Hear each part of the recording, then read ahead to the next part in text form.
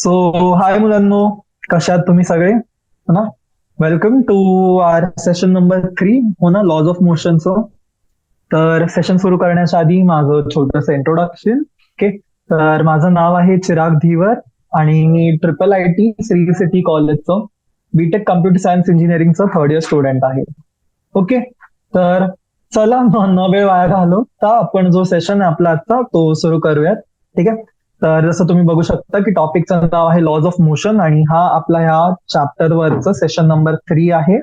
आतापर्यंत आपण या टॉपिकची सगळी थिअरी कम्प्लीट केलेली आहे आणि आपण जे एक्सरसाइज क्वेश्चन आहेत त्याचे ते सॉल्व्ह करत होतो. तर मला वाटतं की शेवटचे काहीतरी 7-8 प्रश्न उरले असतील हो ना. आणि सर्क्युलर मोशनची जी बेसिक थिअरी आणि कॉन्सेप्ट आहेत मला तुम्हाला ते सांगायचं होतं.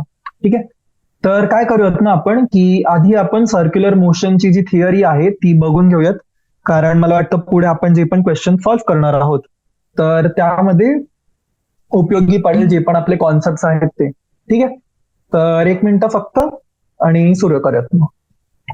ओके, चला. तर टॉपिक आहे मुलांना आपला सर्क्युलर मोशन.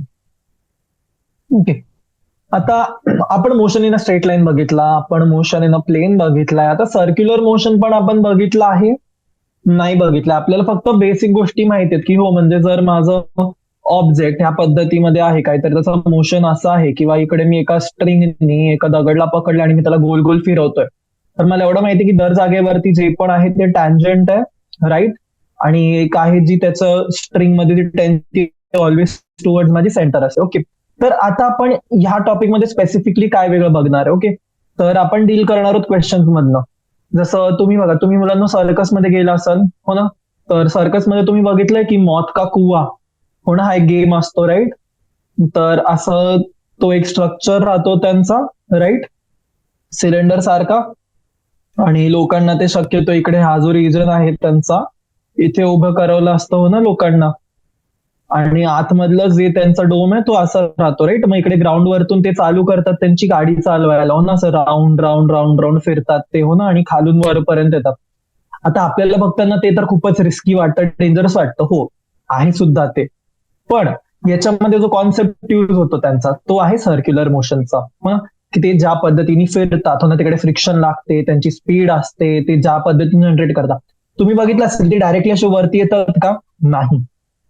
कसं फिरतात ते? स्टार्ट करतात तिकडनं, आधी इकडे गोल फिरतील, राईट, स्पीड वाढवतील, अजून गोल फिरतील, अजून स्पीड वाढवतील, अजून फास्ट फिरतील हो ना, असं करत करत करत मग एकदा त्यांची स्पीड, मोशन, मोमेंटम तिन्ही गोष्टी जेव्हा बॅलन्स होते त्यांची, तर त्यानंतर ते तिकडे सेफली फिरू शकतात. ओके, तर याच्यात तुमचा कॉन्सेप्ट यूज होतो सर्क्युलर मोशनचा, जो नॉर्मल आपण शिकलाय तो, प्लस याच्यात कॉन्सेप्ट वापरला जातो तुमचा फ्रिक्शनचा.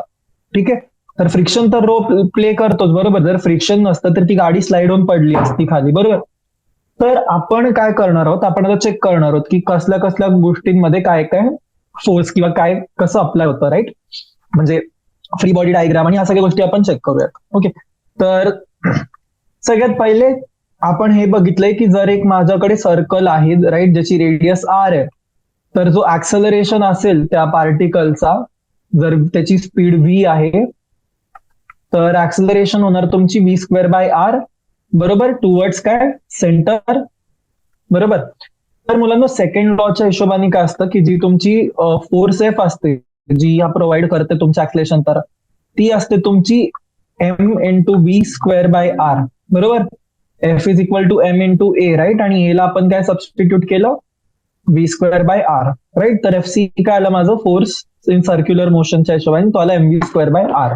ठीक आहे, आणि एम काय, एम आहे तुमची बॉडीचा मास, राईट. तर तुम्ही याला तसं कन्सिडर करू शकता की हा ऑब्जेक्ट आहे तुमचा, राईट. आता इथे काही असू शकतं, ठीक आहे. जर माझ्याकडे सर्क्युलर ट्रॅक आहे तर इकडे काय असू शकते, इकडे माझ्याकडे कुठली तरी कार असू शकते, राईट, जी फिरते, किंवा माझ्याकडे बाईक असू शकते, किंवा माझ्याकडे माणूस असू शकतो जो सायकल वरती आहे, राईट. आता मला जे याचे कॉम्पोनंट्स रिझॉल्व्ह करायचे, ओके. तर सपोज आपण इमॅजिन करूया, बघा, जेव्हा आपण टर्निंग असतो ना हायवे वरती, तर तुम्ही नोटीस केलं असेल की जी त्याची बाहेरची साईड आहे तिला ना हलकासा मुलांना स्लोप असतो. काय असतो त्याला? हलकाचा स्लोप असतो, राईट. जी एलिव्हेशन असते त्याला समजवायला जाऊ तुम्हाला तर कसं दाखवता येईल मला, हे बघा, ह्या पद्धतीने हा रोड आहे, राईट. आणि ही जी आहे त्याला ती एलिव्हेशन भेटलेली या साईडला, ओके. तर ही एलिव्हेशन कशासाठी दिली असते, की म्हणजे गाडी तुमची जेव्हा स्पीडमध्ये चालली तर ती कुठल्या एका साईडला स्लाइड नको व्हायला. ओके. तर म्हणून तुमचे जे टायर असतात त्याला थ्रेडिंग असते, हो ना, थ्रेड म्हणतो आपण, जे त्याला फ्रिक्शन प्रोव्हाइड करतं. फ्रिक्शन वाढेल तर काय, जो फ्रिक्शन आहे तुमचा तो वाढतो, राईट. त्याच्यामुळे सरफेस एरिया ऑफ कॉन्टॅक्ट आणि जे गोष्टी झाल्या त्याचे, तर त्याच्यानी जी गाडी आपली ती स्लिप होण्यापासून वाचते. ओके. तर सपोज ही कार आहे माझी मुलांना, ठीक आहे, ही जी आहे माझी काय कार आहे, ओके, समोरनं. आता कारला काय काय फोर्स लागणार, एक तर त्याला खालच्या साईडला लागेल एमजी, बरोबर. आता जिकडे पण एमजी आहे तर त्याला बॅलन्स करण्यासाठी एक नॉर्मल फोर्स असेल वरच्या डिरेक्शन मध्ये, बरोबर. सेम आता ही जेव्हा गाडी आहे माझी एका अँगल थीटा वरतून जातीये, राईट. हा अँगल थीटा आहे, हा माझा रोड आहे, ठीक आहे. हा माझा रोड आहे, ठीक आहे. हा जो आहे हा त्याचा माझा टर्निंग आहे, ऑल राईट. तर इथे काय होणार आहे, इथे होतं की तुमची जी गाडी आहे, सपोज माझी कार इकडे आहे, राईट, अशा पद्धतीने. तर खाली त्याला लागणार आहे एमजी, बरोबर. वरच्या साईडला फोर्स लागेल त्याला कुठला, आता हे बघा, जेव्हा इथे एमजी लागतोय तर अँगल थीटा आहे, राईट. तर माझा जो कॉम्पोनंट्स आहे मला ते रिझॉल्व्ह करावे लागतील, राईट. एफ जाईल इथे, या साईडला जो आहे टुवर्ड्स द सेंटर, काय होणार आहे, acceleration is B square by R लागतोय, राईट. नॉर्मल कशाला लागेल, गाडी माझी ज्या साईडला बेंड आहे तर नॉर्मल त्याच्या कॉन्टॅक्ट पासनं म्हणजे अँगल थीटा इकडे होईल, ओके. सो हा जो कॉम्पोनंट आहे हा माझा होईल एन कॉस थीटा आणि हो होईल माझा एन नॉर्मल. तर याला जर आपण कम्प्लीट रिझॉल्व्ह केलं बॉडीच्या सेंटर पार्ट पासून, ठीक आहे, तर इकडे होईल एफ, इथे काय जाणार आहे तुमचं एम जी, किंवा खालच्याच साईडला असेल तुमचा एफ साइन थिटा, जर मी एफ ला सुद्धा जर रिझॉल्व्ह करवलं तर हा इकडे होणार आहे तुमचा एफ कॉस थिटा, हा झालाय त्याचा एन आणि हा झालाय त्याचा N cos theta, okay. Clear आहे सगळ्यांना, ही गोष्ट कळतीये की कसं रिझॉल्व्ह केलं, ओके. तर बस हेच आहे. मग याच्या करस्पॉन्डिंग आपल्याला त्यांनी व्हॅल्यूज दिलेल्या असतील जे आपल्याला सॉल्व्ह करायच्या, हो ना. आणि जो पण फोर्स आहे, म्हणजे आता सपोज एफ ची व्हॅल्यू आहे, राईट. आता सपोज याच्यावरती काही गोष्ट अप्लाय होते, जर फ्रिक्शन आहे सपोज, तर तो कसा अप्लाय होईल, तो आपल्याला तुमचा V square less than or equal to mu square N by M, बरोबर. आता हे बघा, जिथे पण तुमची ऍक्सलरेशन असते, ऍक्सलरेशनच्या जागेवरती तुम्ही V square by R substitute कराल, बरोबर. तर ह्या जे छोट्या छोट्या गोष्टी आहेत, फक्त हे चेंजेस आपले येतील जेव्हा आपण क्वेश्चन सॉल्व्ह करणार असो, ओके. अदर दॅन दॅट काही चेंजेस नाही, कॉन्सेप्ट वगैरे ह्याच पद्धतीने फक्त मॉडिफाय होतील आणि तुम्हाला जो बॉडीचा फ्री बॉडी डायग्राम आहे तो काढता यायला पाहिजे. आता सपोज व्ही तुमचा less than or equal to mu S R N by M आहे, तर व्ही मॅक्स किती असेल तुमचं, व्ही मॅक्स असेल under root of mu square R G, हो ना, एन बाय एम. जर केलं मी तर काय उरलं माझ्याकडे, जी उरला एन अपच्या वरच्या साईडला एम खालच्या साईडला, ओके. चलो, तर हे झालं motion of a car on a level road किंवा बँड रोड मध्ये जसं फरक झाला तुमचा तो, ठीक आहे. आता जेव्हा रोड बँड आहे तुमचा, म्हणजे काय म्हणालो मी की जो सर्क्युलर मोशन आहे तो जास्त आहे, तर याच्यामध्ये जी व्हर्टिकल डायरेक्शन मध्ये ऍक्सेलरेशन आहे ऑब्जेक्टची, तर जो नेट फोर्स आहे त्याचा त्या डायरेक्शनच्या करस्पॉन्डिंग तो झिरो. तर काय होणार, माझ्याकडे जो एन कॉस थिटा वाला कॉम्पोनंट आहे माझ्याकडे, राईट, हा काय होणार आहे माझा, हा होईल माझा M G plus F sine theta, बरोबर. तर काय लिहिणार मी, आणि मग N sine theta plus F cos theta, हे मला काय प्रोव्हाइड करणार आहे, हॉरिझॉन्टल कॉम्पोनंट जे आहेत ते, राईट. हे मला प्रोव्हाइड करतील सेंट्रिपिटल फोर्स. तर हे होईल माझं M B square by R. आणि आपल्याला काय माहिती की जो एफ आहे आपला, हा नेहमी less than or equal to असेल म्यू एस एन पेक्षा. तर जेव्हा मला जर व्ही मॅक्स ऑप्टेन करायचं आहे तर मी काय यूज करेल, F is equal to mu S N. तर म्हणून मला इक्वेशन काय येईल, N cos theta is equal to M G plus mu S N sine theta. Okay मुलांनो, क्लिअर आहे, कळलं इथपर्यंत. आणि याला जर तुम्ही सॉल्व्ह वगैरे कराल तर लास्टला तुमच्याकडे इक्वेशन येते जी असते तुमची, ती असते V max is equal to R G mu S plus tan theta upon 1 minus mu S tan theta 1 upon 2, ठीक आहे, पॉवर हाफ, हो ना, जे रूट करत होतो आपण तिकडे ते, ओके. तर हा झाला कॉन्सेप्ट तुमचा याचा, क्लिअर आहे. हेच फॉर्म्युला आहेत, फारसं काही चेंज नाहीये. आणि जे क्वेश्चन्स तुम्ही बघू शकता इकडे एक्झाम्पलचे ते सॉल्व्ह करायचं, ठीक आहे. हे एकदा स्वतःहून तुम्ही जर प्रॅक्टिस केले तर तुम्हाला येऊन जातील सोडवायला. तर म्हणजे बेसिक जो आयडिया आहे, हो ना, मी फॉर्म्युला जे तुम्हाला वरच्यावरती सांगितलेत आता ते तुम्हाला जमतील. ठीक आहे, की कसं अप्लाय करायचं, आणि सपोज पुढे क्वेश्चन देत आहेत आपल्याला जे पण सॉल्व्ह करायचे तर ते सुद्धा कळतील तुम्हाला. ठीक आहे, ऑल राईट. तर तुम्ही व्हिडिओ पॉज करून बघू शकता जसं तुम्हाला पाहिजे ते, आणि नंतर पुढे काय दिलेलं आहे आपल्याला, फक्त सॉल्विंग प्रॉब्लेम्स इन मेकॅनिक्स. तर हे सगळं आपल्याला माहिती ना की स्टेप्स काय. सगळ्यात आधी फ्री बॉडी डायग्राम बनवायचं, ऍक्शन रिॲक्शन पेअर्स काढायचे आणि त्या गोष्टींना फक्त रिझॉल्व्ह करायचं. ओके, तर हे झालं. आता जे आहे आपण जे क्वेश्चन आन्सर्स जे होते आपले आपण ते सॉल्व्ह करायला घेऊ. मला जेवढं लक्षात आहे आपण क्वेश्चन नंबर 16 पासून आपल्याला आन्सर डिस्कस करायचा होता. मी तुम्हाला लोकांना सांगितलं होतं की क्वेश्चन नंबर 16 स्वतःहून एकदा ट्राय कराल, बरोबर. आणि आपण जो आन्सर आहे त्याचा तो पुढच्या क्लासमध्ये डिस्कस करणार आहोत, बरोबर ना. चलो ठीक आहे. तर क्वेश्चन नंबर 16 काय आहे तुमचं, वाचलंय? आपल्याकडे डायग्राम आहे त्याचं, हो ना. काय, माझ्याकडे 2 मासेस आहेत, 8 kgचं आणि 12 kgचं, हो ना. M1 M2 म्हणालो सपोज मी याला, हा आहे माझा 8 kg, हा आहे माझा 12 kgचा, राईट. तर यानंतर काय केलं होतं आपण, त्यांना आपण रिझॉल्व्ह केलं होतं, हो ना. आपण बघितलं होतं की त्याच्यावरती कुठे कुठे काय काय फोर्स लागतोय. तर 8 kgचा ब्लॉक जर माझा M1 आहे तर याला खाली लागतोय M1G, याला खाली लागतोय M2G, राईट. वरच्या साईडला स्ट्रिंग मध्ये टेन्शन, खालच्या साईडला स्ट्रिंग मध्ये टेन्शन, सेम ह्या साईडला टेन्शन टेन्शन, हो ना. खूपच जास्त टेन्शन. चलो ठीक आहे. आणि मग नंतर आता सपोज जेव्हा मी याला सिस्टमला सोडेल तर काय होणार आहे, ज्या साईडला वेट जास्त आहे त्या साईडला ऍक्सेलरेशन राहील माझं, आणि इथे काय होणार आहे, ऍक्सेलरेशन जाईल वरच्या साईडला. ठीक आहे. तर काय करणार आता, फर्स्ट इक्वेशन मी लावेल माझी जी आहे, काय करणार आहे मी लावेल, Newton's first law of motion, नाही, कुठला यूज करतो आपण, न्यूटनचा second law of motion. Okay, तर न्यूटनचा मी जेव्हा second law of motion use करेल तर काय होणार आहे, फॉर मास M1 साठी आणि M2 साठी मला दोघांसाठी स्टेटमेंट लिहावी लागेल, राईट. M1 साठी काय होणार आहे, इक्वेशन M1G मायनस टी, आणि इथे काय MA पण आहे, राईट. तर काय लिहिणार मी, TA minus M1G, T minus M1G is equal to M into A, बरोबर. फोर्स काय लागतो इथे, टेन्शन मायनस M1G, म्हणून ते वरती चालले, is equal to mass into acceleration, बरोबर. आणि जर हेच M2 साठी बोललो तर M2 साठी काय होणार आहे, M2G खालच्या साईडला आहे, बरोबर. तर M2G मायनस टी होणार. M2G जो आहे तुमचा तो हेवियर फोर्स, म्हणून M2G minus T is equal to M2A, right. आता जर मी इक्वेशन 1 आणि 2 ला घेतलं, ओके, ही जी आहे तुमची ही आहे इक्वेशन 1 आणि ही जी आहे ही आहे तुमची इक्वेशन 2. ठीक आहे. काय करायचं आता, दोन्ही इक्वेशनला ऍड करायचंय, हो ना. ऍड 1 आणि 2. आता एक इक्वेशन नंबर 1 आणि इक्वेशन 2 ला जेव्हा मी ऍड करेल तर काय येणार आहे, माझ्याकडे येईल M2 मायनस M1G. ठीक आहे, मी डायरेक्टली कॉमन घेतलं याला, ओके.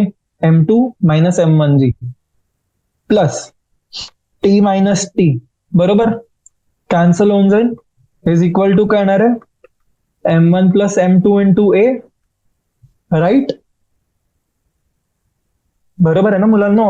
आता काय करणार मी, M2 आणि M1 ची व्हॅल्यू सबस्टिट्यूट करेल, तर काय येणार आहे, 12 minus 8 into G is equal to 12 plus 8 into A.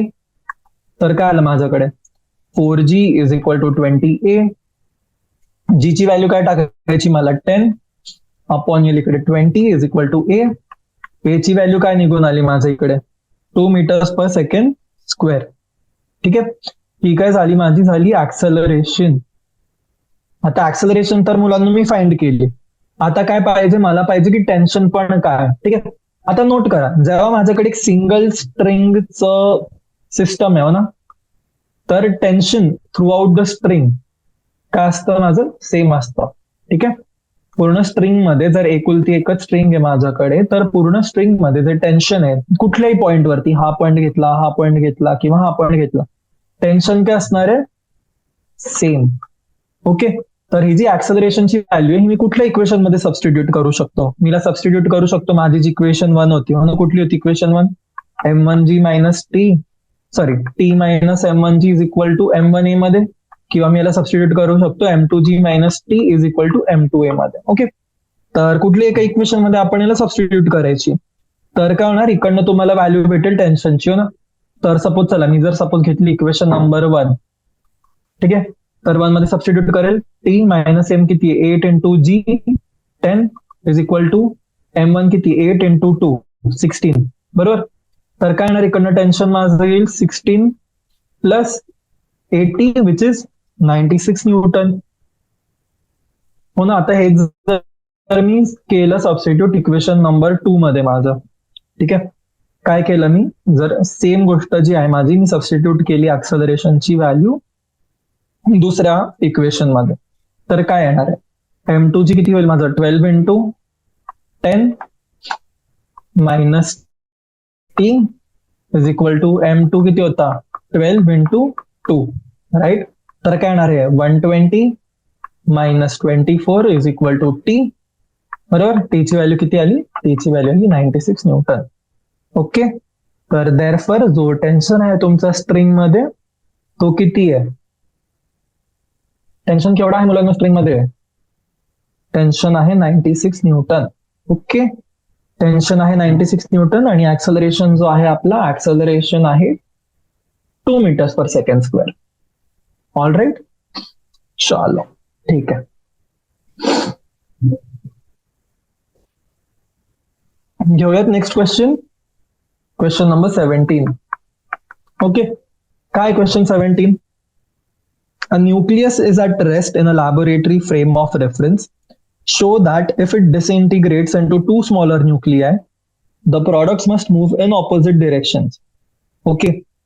काय म्हणतोय क्वेश्चन, एक लॅबोरेटरी फ्रेम ऑफ रेफरन्स मध्ये जो न्यूक्लियस आहे माझा तो रेस्ट मध्ये, तर म्हणजे सपोज हा कन्सिडर करा माझ्याकडे न्यूक्लियस आहे. ओके. हा काय माझ्याकडे आहे न्यूक्लियस. आता काय होतंय की हा डिसइंटिग्रेट होतोय इनटू स्मॉलर न्यूक्लियाय. ठीक आहे. म्हणजे जर M1 आहे माझा, याचा जो टोटल मास आहे तो आहे M. ठीक आहे. हा डिसइंटिग्रेट झाला तर काय झालं, एक पीस झाला त्याचा, हा झाला M1. दुसरा जो पीस आहे याचा तो झाला माझा M2. ओके. तर जेव्हा दोन पीस झाले यांचे, तर मला हे सांगायचं की जे प्रॉडक्ट्स आहेत ते मूव्ह करतायत ऑपोजिट डिरेक्शन मध्ये. कळलं काय सांगायचं, की they move in opposite direction. Okay. Products must move in opposite direction. तर काय करणार आहे आपण, प्रूफ करून दाखवायचं आहे ऑब्विसली. तर काहीतरी अझम्पशन घ्यावे लागतील, काहीतरी स्टेटमेंट घ्यावी लागेल, हो ना. विदाउट त्याचं काही पॉसिबल नाही. तर काय करणार आपण अज्युम करूयात की जे माझे दोन डॉटर न्यूक्लियाय आहेत, हो ना, तर त्याचे मासेस असू घेऊ देत. आपण काय घेतले M1 M2. ठीक आहे. तर लिहू शकतात तुम्ही सोबत सोबत माझं, let M1 and M2 be masses of two daughter nuclei. ठीक आहे. And V1 and V2 be their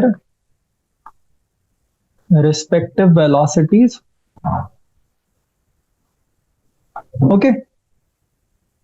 आता जो माझा पॅरेंट न्यूक्लियस होता त्याचं मी काय पकडलं होतं, मी त्याचं कन्सिडर केलं होतं की जो मास आहे M. ठीक आहे. तर आफ्टर डिसइंटिग्रेशन, हो ना, डिसइंटिग्रेशन म्हणजे काय, त्याचे जेव्हा दोन तुकडे झाले तर काय लिहू शकतो मी याला, आपल्याला माहिती आहे की जे मेंटेन होतं, हो ना, law of conservation of momentum किंवा जे पण आहे त्याच्या इक्वेशननी काय येणार आहे माझं M1 V1 plus M2 V2. हे काय माझं, हे आहे माझं टोटल लिनियर मोमेंटम. बरोबर. तर जेव्हा मी म्हणतोय की बिफोर डिसइंटिग्रेशन काय झालं होतं, स्टेटमेंट दिली आहे त्यांनी, राईट. स्टेटमेंट काय, बिफोर डिसइंटिग्रेशन जो न्यूक्लियस आहे माझा तो रेस्ट वरती आहे, हो ना. डिसइंटिग्रेशन म्हणजे काय, तुकडे व्हायच्या आधी जो न्यूक्लियस आहे तो माझा रेस्ट मध्ये. तर त्याचा अर्थ काय होतो माझा, की जो लिनियर मोमेंटम आहे तो काय झाला, त्याचा ऑब्जेक्टचा माझा लिनियर मोमेंटम झाला त्याचा 0. मग आता काय करणार आहे मी इकडे, मी इथे अप्लाय करेल आता माझं law of conservation of momentum. ठीक आहे. काय लिहायचंय, applying law of conservation of momentum, तर याच्यानी काय येणार आहे माझं M1V1 plus M2V2 is equal to 0 होईल, बरोबर. तर M1V1 काय होणार आहे मायनस ऑफ M2V2, किंवा V1 मी म्हणू शकतो V1 काय होणार आहे माझं मायनस M2V2 अपॉन M1, बरोबर. तर जी नेगेटिव्ह साईन आहे ना मुलांना इकडे, कळते, ही जी नेगेटिव्ह साईन आहे आपली इथे, ही माझी डिनोट करते, ही जी नेगेटिव्ह साईन आहे ही डिनोट करते की जे ऑब्जेक्ट्स आहेत माझे, हो ना, की V1 आणि V2 आय मीन जी त्यांची वेलॉसिटी आहे ती आहे तुमची ऑपोजिट डिरेक्शन मध्ये. ओके, क्लिअर आहे. चलो शाबाश. तर सोल्युशन नोट डाऊन करून घेऊ शकता तुम्ही, हो ना, सपोज इन केस राहिले तर तुम्हाला 2 मिनिटासाठी दाखवतोय. चला तर झाले का लिहून तुमचं, मूव्ह करू मी नेक्स्ट क्वेश्चन वर, हो ना.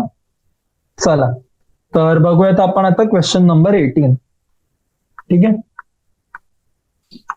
काय आहे क्वेश्चन नंबर 18. क्वेश्चन नंबर 18 म्हणतोय की माझ्याकडे आहेत 2 billiard balls, okay, 2 billiard balls, each of mass 0.05 kg, moving in opposite direction with speed 6 meters per second, collide and rebound with the same speed. What is the impulse imparted to each ball due to the other? Okay, काय question, 2 billiard balls आहेत माझ्याकडे ज्यांचा मास आहे 0.05 kg, ते opposite direction मध्ये चाललेत, हो ना, म्हणजे एकमेकांतर्फे जात आहेत ते, दोघांची स्पीड सेम आहे, ठीक आहे, कोलाइड होत आहेत ते आणि रिबाउंड होत आहेत ते सेम स्पीड मध्ये, ठीक आहे. तर इम्पल्स जो आहे माझा, हो ना, जो ईच बॉल वरती, हो ना, एका बॉलचा दुसऱ्या बॉलवरती जो इम्पल्स इम्पार्ट झालेला आहे मला सांगायचा आहे तो किती आहे. ठीक आहे, क्वेश्चन कळलं. ठीक आहे, फर्स्ट काय होतंय, हा एक बिलियर्ड बॉल आहे माझ्याकडे ज्याचं वेट आहे 0.5 kg, हा दुसरा बॉल आहे बिलियर्डचा माझ्याकडे जो आहे 0.5 kg चा. हा बॉल मूव्ह करतोय ह्या डायरेक्शन मध्ये, हा बॉल मूव्ह करतोय ह्या डायरेक्शन मध्ये. कितीच्या स्पीडने चाललेत दोघं, 6 मीटर्स पर सेकंड. ठीक आहे, दोघं चालले 6 मीटर पर सेकंड.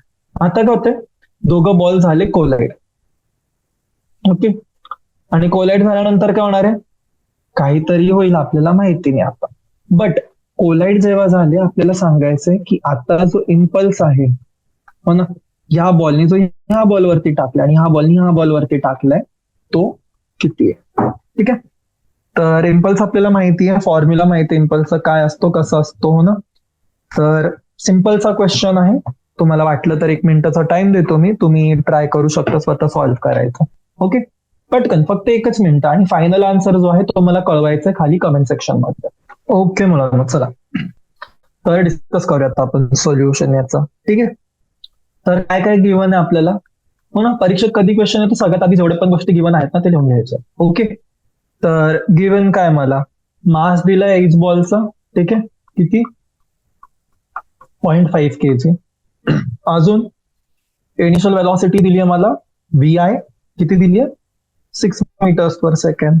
ठीक आहे, तर आता जर मला इनिशियल मोमेंटम कॅल्क्युलेट करायचं एका बॉलचा कोलिजनच्या आधी, तर काय लिहिणार मी, initial momentum of each ball before collision किती आहे, हा 0.05 into 6 which is 0.3 kg metre per second. ठीक आहे, ही झाली इनिशियल मोमेंटम. आता आपल्याला माहिती आहे लॉ ऑफ कन्झर्वेशन ऑफ मोमेंटमच्या हिशोबाने काय, की जो आहे ती ओव्हरऑल ती तुमची कंबाईन व्हायला पाहिजे, राईट, मेंटेन व्हायला पाहिजे. तर जेव्हा बॉल्सचं कोलिजन झालं तर काय होणार, ती वेगवेगळ्या डायरेक्शन मध्ये ऍक्ट होते, हो ना. हा जो बॉल हा इकडे होईल त्याची वेलॉसिटी, जो हा बॉल त्याची डिरेक्शन आहे तिथे. ओके, सो काय लिहू शकतो मी की after collision the balls change in the direction of motion without change in magnitude of velocity. बरोबर आहे. आफ्टर कोलिजन काय होणार आहे, जे बॉल्स आहेत त्यांची डायरेक्शन ऑफ मोशन मध्ये चेंज होईल, पण जी मॅग्निट्यूड आहे वेलॉसिटीची ती चेंज होणार नाही. ठीक आहे. तर काय म्हणू शकतो मी आता, की जो माझा फायनल मोमेंटम आहे, हो ना, फायनल मोमेंटम, ठीक आहे, हे सगळं मुलांना आपण डिस्कस करतोय आफ्टर कोलिजनचं. ठीक आहे. Final momentum after collision of first ball हा किती होईल तुमचा, -0.05 into 6 which is -0.3 kg metre per second. आणि जो दुसरा बॉल आहे माझा, सेकंड बॉल, राईट, त्याचा पण काय होणार आहे, सेम राहील. ठीक आहे. सेकंड बॉलचं पण जे आहे मोमेंटम आफ्टर कोलिजन तो सेम राहील फर्स्ट बॉल सारखाच. तर आता जे आम्हाला इम्पल्स कॅल्क्युलेट करायचं आहे, राईट, इम्पल्स इम्पार्टेड, हो ना, जो इम्पल्स लागले फर्स्ट बॉल वरती, तर तो काय होणार आहे माझा, इम्पल्स होईल माझा -0.3 मायनस, हो ना, final momentum minus initial momentum. तर किती झाले, हे झालं तुमचं -0.6 kg मीटर पर सेकंड. ठीक आहे. मुलांना ही जी निगेटिव्ह साईन आहे ही तुमची फक्त डिनोट करते डायरेक्शन. ठीक आहे. निगेटिव्ह साईन काय डिनोट करते, निगेटिव्ह साईन डिनोट करते तुमची डिरेक्शन. हे इकडे प्लस येईल, सॉरी, कारण डायरेक्शन आपले ह्या पद्धतीने. ओके. तर निगेटिव्ह साईन डिनोट करते तुमची डायरेक्शन. ओके. आणि जो इम्पल्स आहे तुमचा कशावरती, सेकंड बॉलवर, तो किती होणार आहे, 0.3 मायनस 0.03. ठीक आहे. तर हे होईल तुमचं 0.6 kg metre per second. Okay. तर जे दोन इम्पल्सेस आहेत त्यांचा जो मॅग्निट्यूड आहे, आपला मॅग्निट्यूड जो आहे तो आहे सेम, बट फरक जो पडलाय तो फरक आपल्याला पडलेला आहे फक्त त्यांच्या डिरेक्शन मध्ये. ओके. ऑपोजिट डायरेक्शन मध्ये. चलो, तर याचसोबत जो क्वेश्चन नंबर 18 आहे आपला तो सुद्धा सॉल्व्ह झालाय. उरलेत शेवटचे 5 प्रश्न, हो ना. तर एवढा आपण कम्प्लीट करून जो सेशन आहे आपला तो रॅपअप करूयात. तो क्वेश्चन नंबर 19 वाचायचा आहे आणि ट्राय करायचं सॉल्व्ह करायला.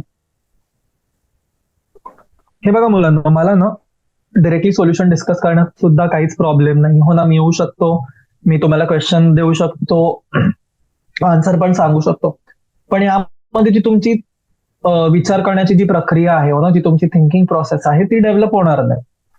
तर तुम्हाला स्वतःहून एकदा ट्राय करायचं, तुम्हाला टाइम घ्यायचा आहे, तुम्हाला त्यामध्ये वाहून जायचंय खरं तर, की काय अप्रोच ठेवायला पाहिजे, आपण कसं सॉल्व्ह करायला पाहिजे, हो ना. तर यामुळे म्हणजे जेव्हा तुम्ही परीक्षा द्याल आणि तिथे सपोज वेगळा काही क्वेश्चन आला तर ठीक आहे, तुम्हाला कळणार आहे की ओके आपल्याला काय विचार करायचे, जरी आपण ह्या पद्धतीचा डायरेक्ट क्वेश्चन कधी सोडवला नसेल, पण आपल्यात ती क्षमता आहे की आपण कुठलाही क्वेश्चन बघितलेला आपण तो सॉल्व्ह करू शकतो.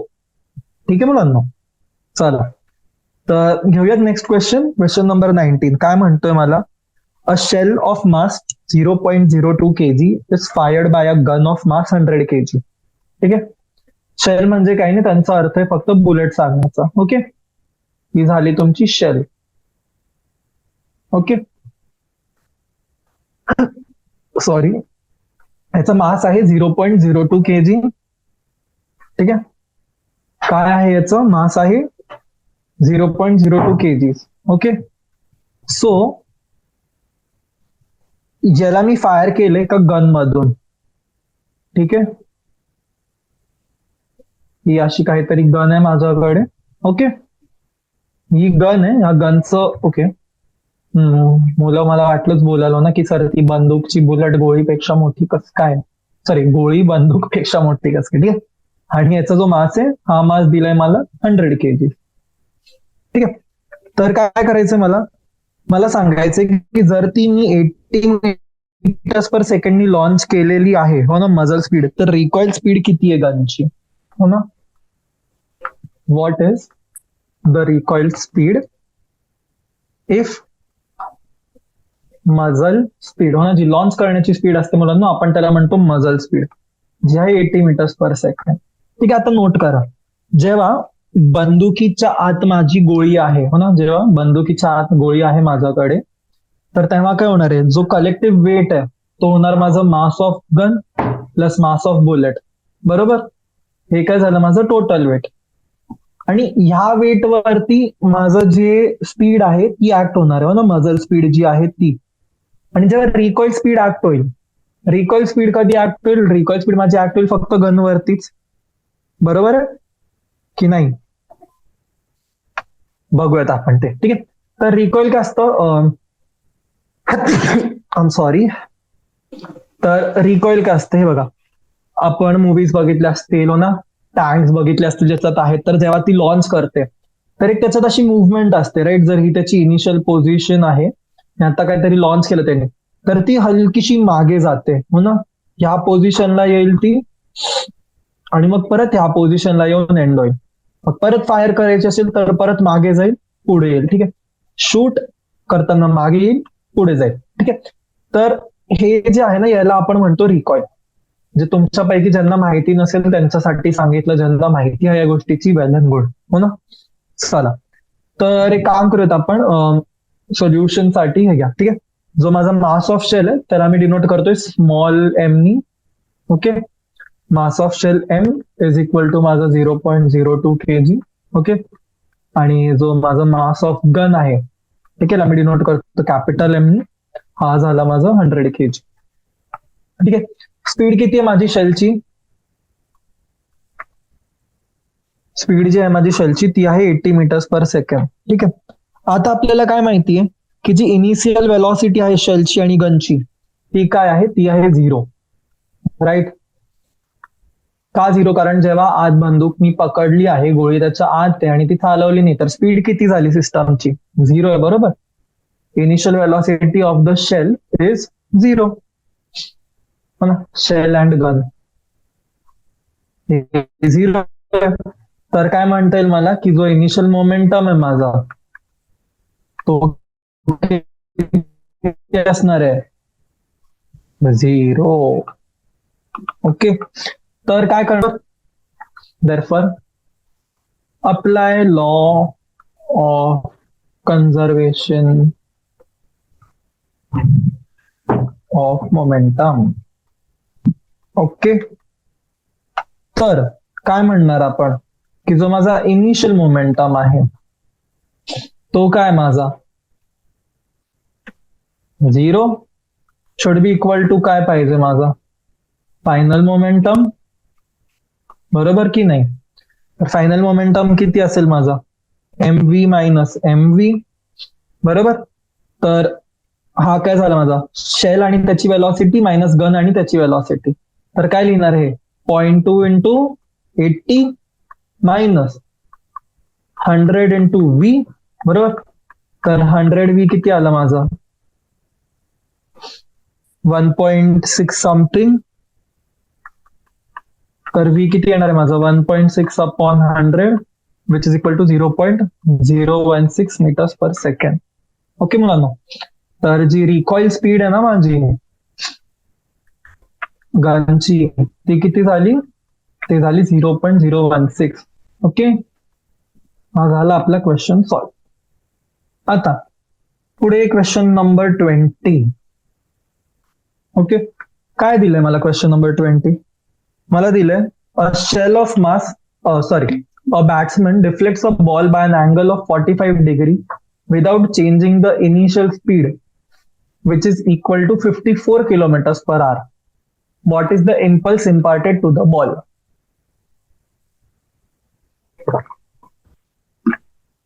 ठीक आहे.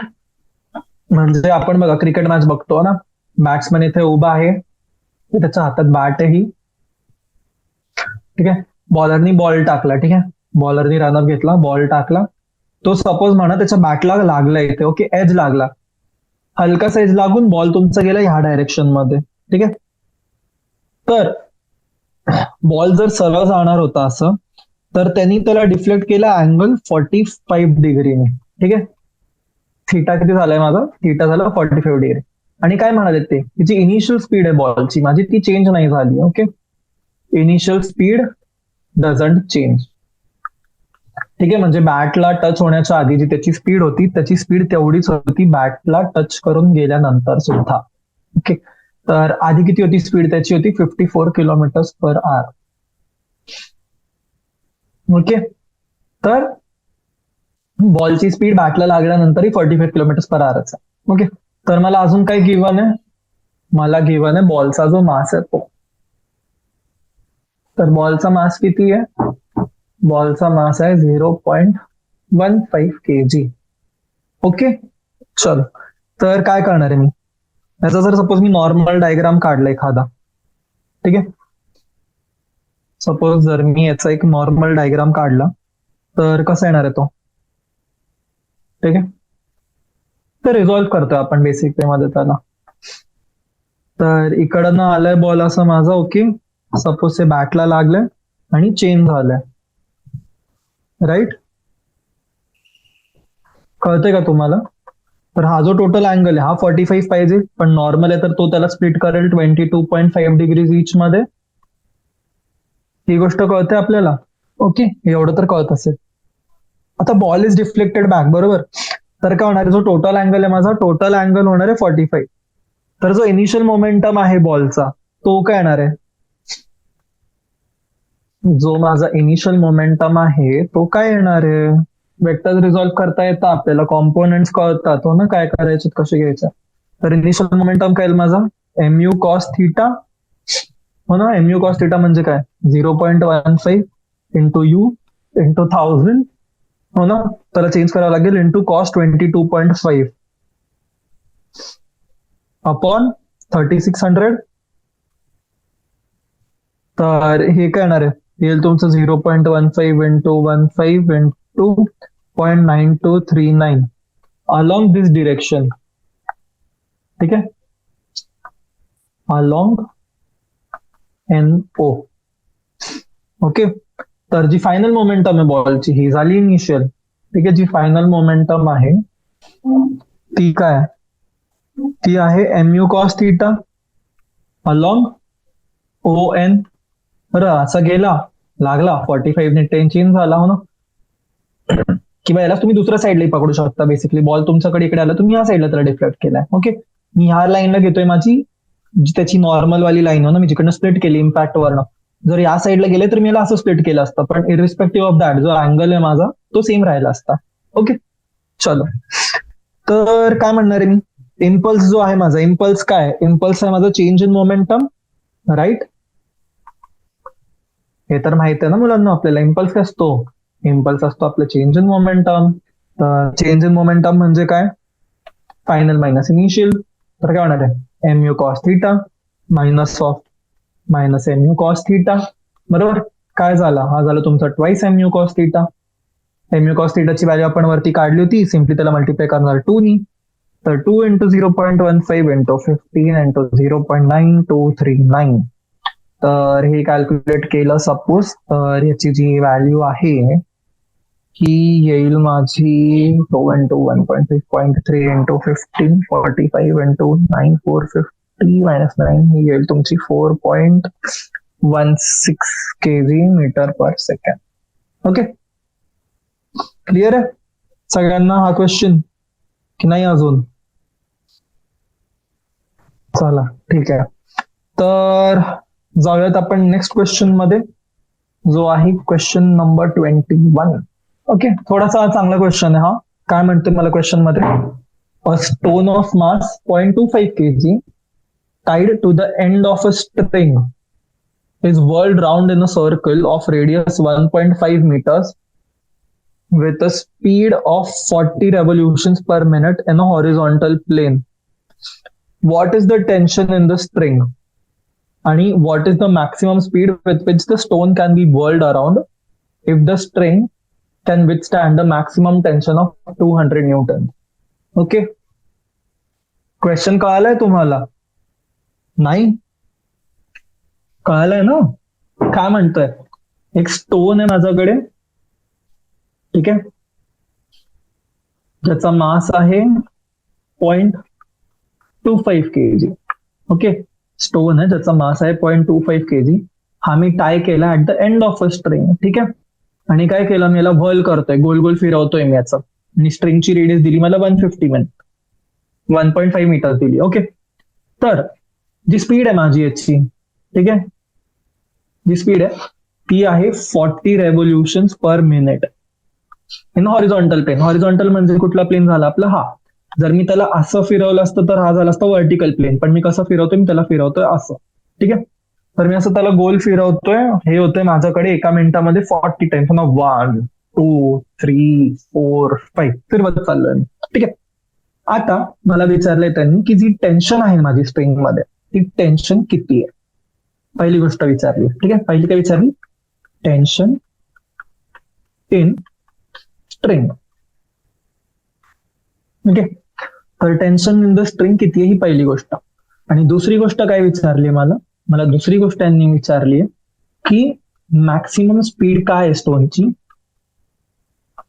Maximum speed of the stone म्हणजे त्याच्यामध्ये मी त्याला व्हर्ल करू शकतो जर स्ट्रिंग माझी मॅक्सिमम टेन्शन सहन करू शकते 200 न्यूटनची. ओके. इफ स्ट्रिंग कॅन विथस्टँड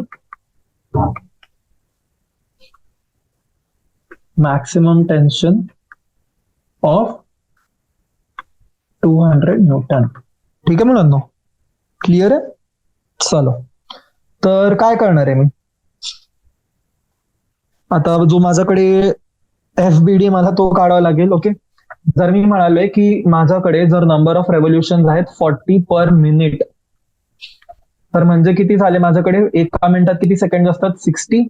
तर एका सेकंदात माझे किती रेव्होल्युशन होत आहे माझ्याकडे 2/3 रेव्होल्युशन पर सेकंड. ही झाली माझी स्पीड. ओके. ही झाली फर्स्ट गोष्ट जी मला लागणार आहे. आता नेक्स्ट सेकंड काय लागणार, मला लागेल त्याची अँग्युलर वेलॉसिटी. बरोबर आहे. अँग्युलर वेलॉसिटी लागणार आहे. तर अँग्युलर वेलॉसिटी काय होईल याची, अँग्युलर वेलॉसिटी जी माझी ओमेगा आहे ती होईल माझी 2 टाइम्स पाय एन. हो ना. अँग्युलर वेलॉसिटी काय, तो डिस्टन्स जेवढं कव्हर करतोय, राईट. आणि हे झालं एन, किती आहे हे. ठीक आहे. तर 2 पाय एन, मग 2 इंटू 3.14 इंटू 2/3. क्लिअर आहे. आणि लास्टला काय, मला मग टेन्शन जेव्हा आहे, तर टेन्शन जी आहे माझी स्ट्रिंग वरती ती अप्लाय करून होणार मला सेंट्रिपिटल फोर्स. ठीक आहे. जो टेन्शन आहे स्ट्रिंग वरती ती काय प्रोव्हाइड करणार आहे, सेंट्रिपिटल फोर्स प्रोव्हाइड करणार आहे. लिहू शकता तुम्ही, tension on string provides centripetal force. Okay. तर टेन्शन काय होणार आहे माझं, टेन्शन होणार आहे एम ओमेगा स्क्वेअर आर. आता ओमेगाची व्हॅल्यू आपण इकडे फाइंड केली आहे, आर ची व्हॅल्यू माहिती आहे आपल्याला आणि मास माहिती आहे. काय करणार, सिम्पली सबस्टिट्यूट करणार व्हॅल्यूज. M.25 ओमेगा काय 2 इंटू 3.14 चा स्क्वेअर करायचं. ठीक आहे. आर मला दिलंय 1.5 इंटू 2 इंटू 3.14 म्हणजे होणार माझं 6.28 इंटू 2/3 चा स्क्वेअर. तर याला जर मी सपोज कॅल्क्युलेट केलं तर आन्सर काय येणार आहे माझ्याकडे, 0.25 इंटू 1.5 येईल माझ्याकडे 0.375 into 6.28, right. 6.28 into 2/3 2.9 into 2 4 point something 4.8 चा स्क्वेअर 160 64 हे येईल माझ्याकडे tentative around 6.6 newton. Okay. Exact value नाही, समवट क्लोज आहे त्याचं. ओके. एक्झॅक्ट मग कॅल्क्युलेटरनी कॅल्क्युलेट करून बघूया मला, तर ती येते माझी 6.57 न्यूटन. ठीक आहे. तर मॅक्सिमम टेन्शन काय सांगितलं तुम्हाला स्ट्रिंग मध्ये, टी मॅक्स. हो ना. जेवढं मॅक्सिमम टेन्शन सपोज मी त्या स्ट्रिंगला अलाव करतोय तो जर सपोज आहे माझा 200 न्यूटनचा. ओके. तर टी मॅक्स काय होणार आहे, माझा फॉर्म्युला येईल माझा MV square max upon R. बरोबर ना. तर स्पीड मला विचारली किती, तर स्पीड मॅक्स किती येईल माझी R into tension max upon M. तर simply value substitute 200 into 1.5 upon 0.25 which is 1200. हे झालं व्ही स्क्वेअरची व्हॅल्यू. तर व्ही मॅक्सची व्हॅल्यू किती होणार आहे, व्ही मॅक्स होईल तुमची 34.6 मीटर्स पर सेकंड. ओके.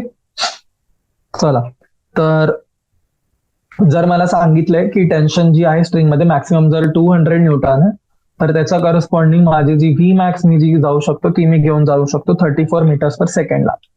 आता जर मी 34.6 मीटर्स पर सेकंड पेक्षा मी फास्ट गेलो, इफ फास्ट म्हणजे काय, जी जर माझी व्ही मॅक्स जर असली माझी greater than 34.6 metres per second, तर काय होणार आहे, जी स्ट्रिंग आहे माझी ती ब्रेक होईल, हो ना, ब्रेक होईल किंवा स्नॅप होईल. ठीक आहे, स्ट्रिंग जी आहे माझी ती तुटेल. Clear? Okay, solve. Question number 22 काय म्हणतोय की in the exercise 4.21 the speed of stone is increase beyond the maximum permissible value and the string break suddenly. बरोबर, तीच गोष्ट तुम्हाला आता जस्ट इतक्यात सांगितली मी, हो ना, की जर मी जी माझी व्हीमॅक्स ची स्पीड आहे जर मी तिला एक्सीड केलं तर जो माझं स्ट्रिंग आहे तो तुटून जाईल, राईट, स्नॅप होऊन जाईल. तर which of the following correctly describe the trajectory of the stone after the string breaks. ठीक आहे, जर मोशन मध्ये आणि ती जर स्ट्रिंग तुटली तर मग जो माझा बॉल आहे किंवा दगड जो आहे माझा त्याचा जो मोशन आहे तो एक्झॅक्टली कसा राहील, मला हे विचार.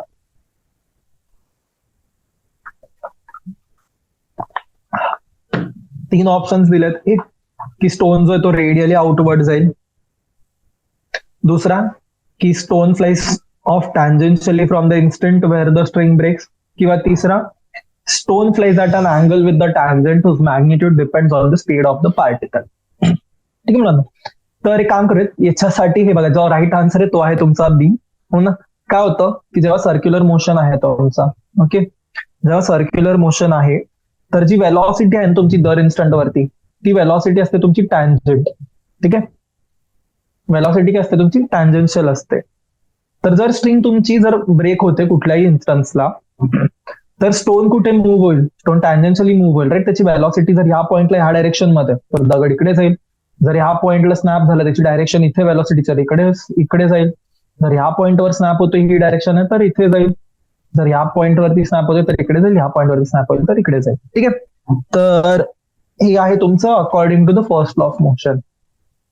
ठीक आहे, ही गोष्ट माहिती पाहिजे की according to the first law of motion जे पण तुमचं सर्क्युलर मोशन मध्ये सपोज जी वेलॉसिटी असते सर्क्युलर मोशन मध्ये ती असते टँजेन्शियल, आणि जर स्ट्रिंग तुमची सडनली तुटते तर स्टोन जो आहे तुमचा तो मूव्ह होणार आहे टँजेन्शियल डायरेक्शन मध्ये.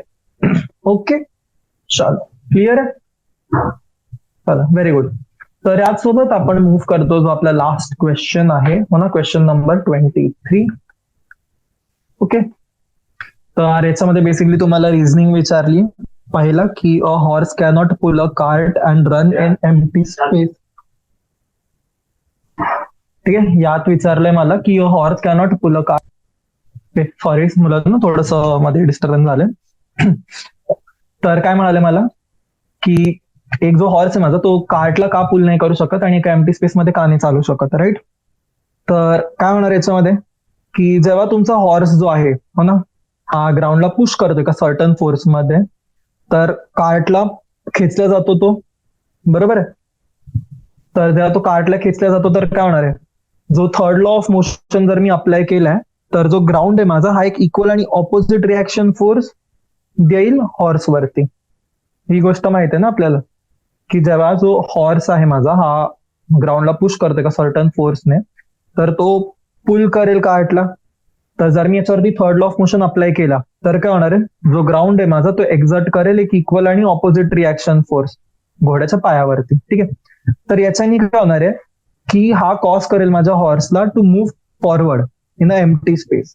ठीक आहे, तर जो हॉर्स आहे तो त्या पॉइंटला काही रिॲक्शन फोर्स एक्सपिरियन्स नाही करणार, म्हणून एम्प्टी स्पेस मध्ये तो कार्टला खेचू शकत नाही. कळलं तुम्हाला ही गोष्ट? ठीक आहे. सेकंड, अच्छा ठीक आहे, काम करूयात. बाकी तीन गोष्टी डिस्कस करण्यासाठी मी तुम्हाला एक क्वेश्चन मला द्यायचं तुम्हाला होमवर्कच्या हिशोबाने. ठीक आहे, तर क्वेश्चन आहे की एक तुम्हाला मी पोझिशन टाइम ग्राफ देतोय. ठीक आहे, एक दिलाय तुम्हाला पोझिशन टाइम ग्राफ, हा म्हणू शकतो 2, 4, 6, 8, 10, 12, 14, 16. ठीक आहे, तर मोशन तुमची आहे अशी. ओके, आणि हा आहे तुमचा एक्स मीटर्स मध्ये, ही आहे 2 मीटर्स आणि हा आहे तुमचा टाइम. ठीक आहे, तर हा तुमचा आहे एका ऑब्जेक्टसाठी ज्याचा मास आहे तुमचा 0.4 kg. तर तुम्हाला काय करायचंय, तुम्हाला सजेस्ट करायचंय मला एक सुटेबल, ठीक आहे मी लिहूनच घेतो, ठीक आहे. हा मुलांना होमवर्क क्वेश्चन आहे, याचा आन्सर तुम्ही मला सांगा खाली कमेंट सेक्शन मध्ये. Okay, suggest a suitable physical context for this motion. आणि तुम्हाला सांगायचंय what is the time between two consecutive impulses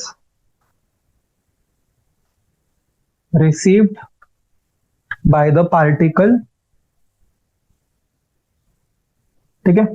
आणि तिसरी गोष्ट तुम्हाला सांगायची आहे की मॅग्निट्यूड काय पार्टिकलचा. ठीक आहे, what is the magnitude of each impulse.